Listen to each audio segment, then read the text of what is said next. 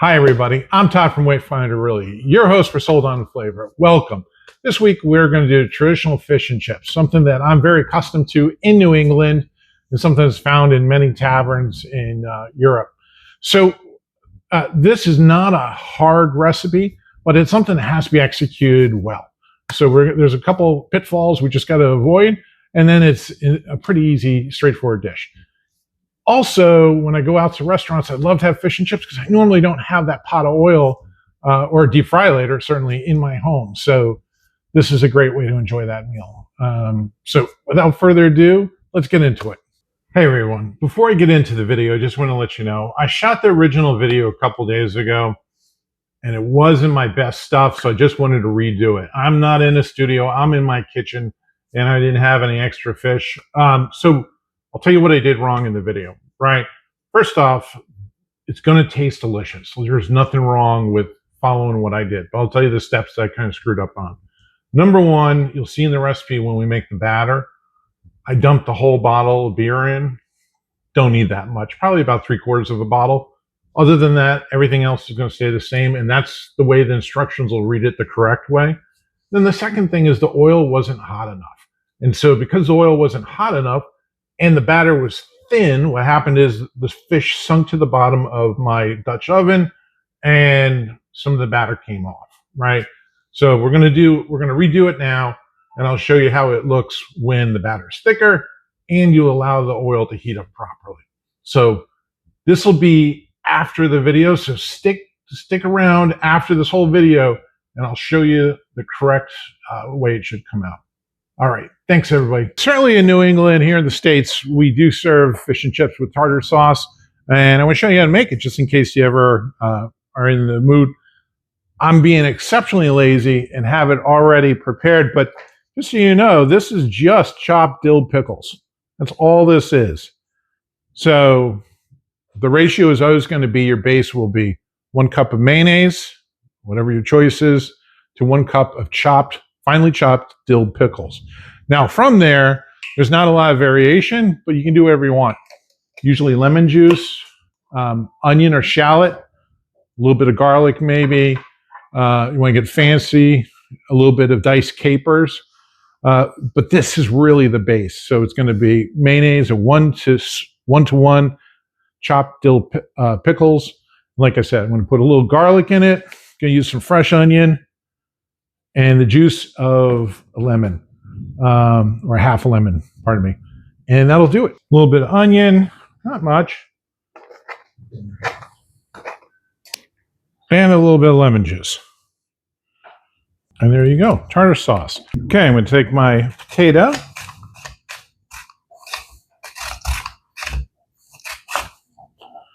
I'm going to take my potato and run it down the mandolin. I use my guard here, so I keep all my fingers. And what the mandolin does is it gives you consistency in the size. Okay, as you can see, I did not peel my potatoes. I don't mind eating the skin. I actually like it. And then we're going to soak this in an ice bath when it's done. I finish up my batter. I got my egg.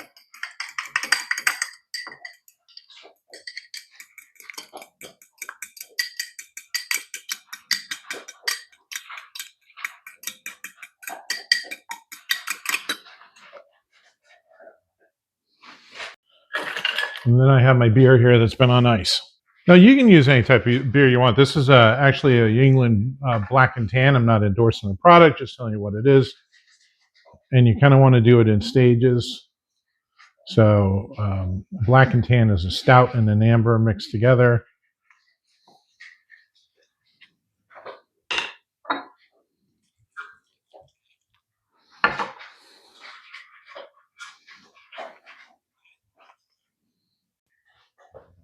All right, you want to soak your fries at least a half an hour. These have been in almost an hour and a half now, which is fine. Now, you can use paper towel. This is a clean towel, dish towel, but you want to dry them off. Obviously, you don't want to introduce any water into hot oil. And I'm heating up my oil till around 330. And how do you know? You get a candy thermometer. I don't have one. So when you're making your French fries, you're going to fry them twice. So the first time, it's going to be at a lower heat for just a couple minutes. You're almost like blanching them. You want to be very careful, obviously, when you put your fries in the oil. And you don't want to do more than about a handful at a time. Or think about a serving size, right? Okay, so my first batch, it's been a couple minutes. Just taking them out and putting them on some paper towel here, soak up the grease. And I'm going to continue my batches. I think I have 3 batches of fries.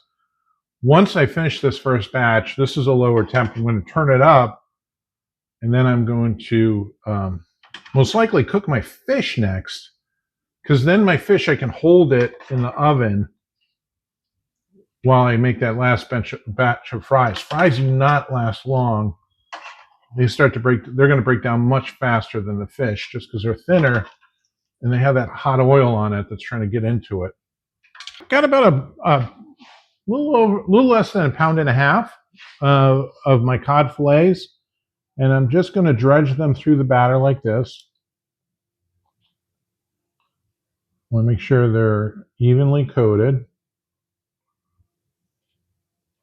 Now, one of the things I did that was not on the video is I made sure they're dry, right? So I patted them dry. I don't want any moisture on it.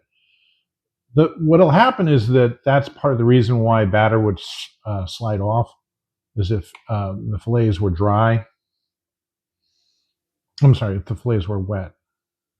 Turn it up to medium high. And again, once I put the fish in, it's going to drop the temperature of the oil. So I'm kind of cranking it up a little bit.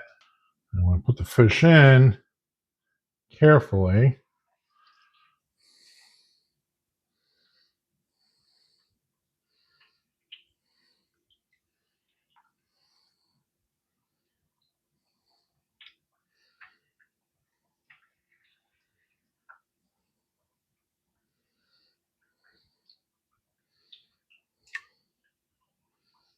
Now this is going to take about probably 6 minutes to cook, and you really want to try to not fuss with it as much as possible. You want it to do its thing.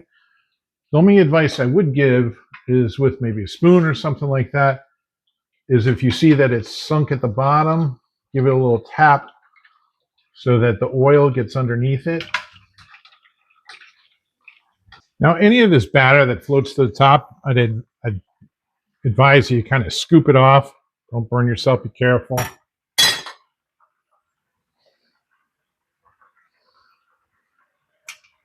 All right, so this is my fries going in the second time. They're looking great. I'm going to start to pull those out, put them aside here. They're on a drying rack so the grease can dry off of them. And I am, instead of doing 3 batches on the second fry, I'm going to do 2. I don't need to do 3. I just want to get all those fries out and put the second batch in. And while those fries are still have some grease on them while they're drying, you want to season them. Salt, pepper. Paprika is great on fries. I'm using a salt, pepper, garlic. Sneak a couple here. Fries came out fantastic. Now I'm just going to take my fish out of the oven that I've been holding it, and we're going to plate this up.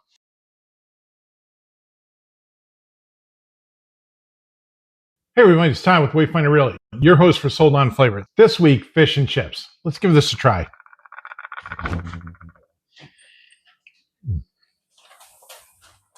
That's good. A meal to be shared with a friend in your new home. If I can be of assistance, please don't hesitate to reach out. Till next week, take care.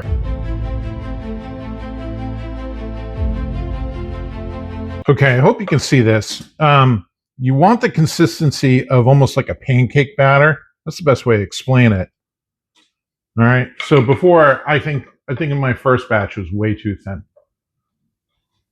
So now the way you can check to see if your oil's hot enough, if you don't have a candy thermometer, and I don't. So what I'm going to do, I'm probably going to take a little bit of batter and drop it in the oil and see how the oil reacts to the batter. If it drops straight to the bottom, I know the oil is too cold. Let me actually show you how to do that, right? So all you do is just take a little bit of batter, and it sunk right to the bottom. So the oil is way too cold. If I had a coated fish right now, that's what would happen. That fish would drop right to the bottom. The batter would stick. It'd come off the fish, and it's close. So give it a couple more minutes, heat up. Let's see how we do in part 2. Second verse, same as the first. And in my oil.